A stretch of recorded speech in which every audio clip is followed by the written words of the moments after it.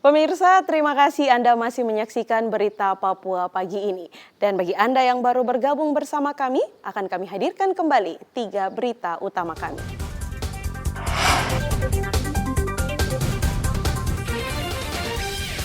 Produksi miras oplosan sebuah rumah di Timika digerebek polisi.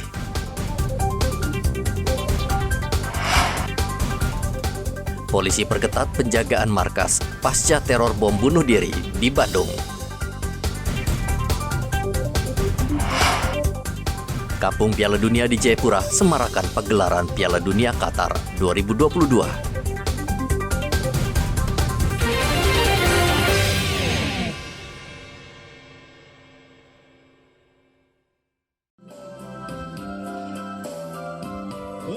Saat ini Satpolairut Polres Merauke masih membutuhkan sejumlah personel untuk mendukung tugas Satuan Polairut.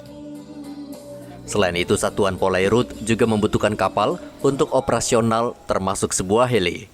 Mengingat wilayah tugas Satpolairut sangat luas dengan geografis yang cukup kompleks. Kapolres Merauke AKBP Sandi Sultan mengatakan pihaknya akan membentuk pos terpadu bersama TNI untuk menjaga perairan perbatasan RI dan PNG.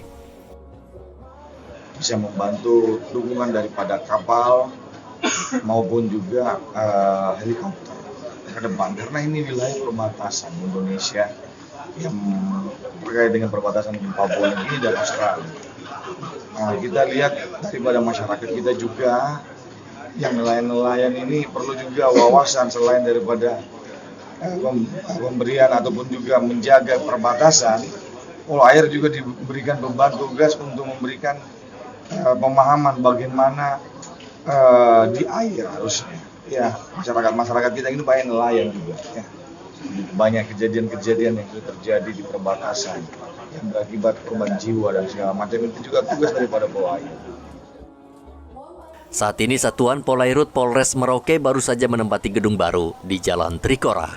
Dalam peresmian, Kapolres meminta seluruh personel Polairut meningkatkan kinerja dan terus melakukan pengawasan dan patroli agar kapal nelayan tidak memasuki wilayah PNG. Muhammad Ridwan melaporkan dari Merauke, Papua Selatan.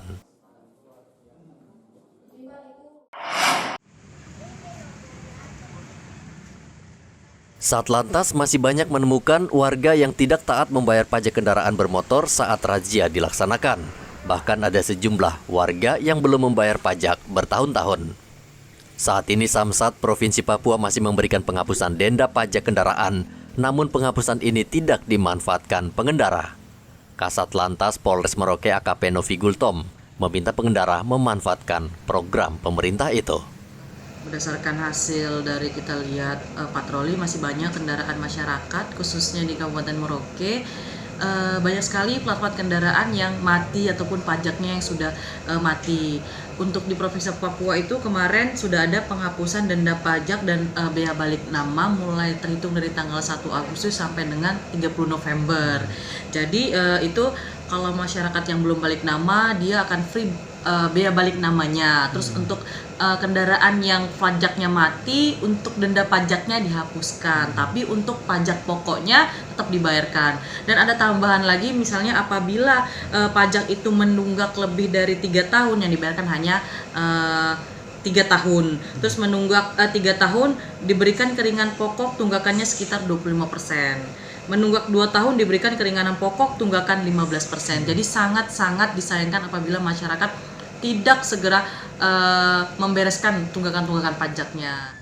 Kedepan, polisi akan menggandeng Samsat dan Dispenda dalam razia kendaraan, sehingga pengendara yang tidak membayar pajak akan langsung dikenai sanksi. Muhammad Ridwan melaporkan dari Merauke, Papua Selatan. Allah, ya Tuhan kami. Guna meningkatkan perekonomian dan mensejahterakan warga asli Timika, Bupati Mimika meresmikan rumah produksi kelompok tani Yapareke di Kampung Pomako. Rumah produksi Yapareke didirikan Dinas Kehutanan yang bekerja sama dengan Yayasan Ekologi Sahul Lestari. Selama ini Dinas Kehutanan telah membina dan memberdayakan masyarakat lewat pengembangan hasil hutan.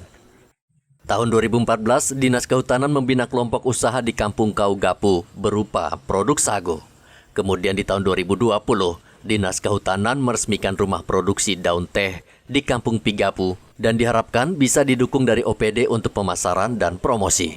Hasil produksi kelompok tani Yapareke ini sudah bisa dijual ke pasaran atau supermarket karena sudah mengantongi surat izin dan berlabel. Ya, mungkin tugas kami dari cabang Dinas Kehutanan Kabupaten Mimika adalah kami membentuk kelompok, membina, memberikan pengetahuan keterampilan kepada masyarakat. Kemudian hal ini kami difasilitasi oleh teman-teman dari Yayasan Ekologi Sahul. Jadi ini bukan karya pertama kami, mungkin laporan kepada Bapak Bupati bahwa tahun 2020 ya, tahun 2020 kami juga sudah meresmikan satu rumah produksi. Dan itu adalah rumah produksi khusus untuk membuat daun teh. Produk yang dihasilkan kelompok tani Yapareke berupa daun mangrove untuk kesehatan. Terkait pemasaran produk UMKM, Bupati juga akan menyerahkan kepada Asosiasi Kamar Dagang Indonesia atau Kadin. Dari Mimika, Papua Tengah, Igobat Momolin melaporkan. Pemirsa, berita yang baru saja Anda saksikan sekaligus menutup jumpa kita dalam Berita Papua pagi ini.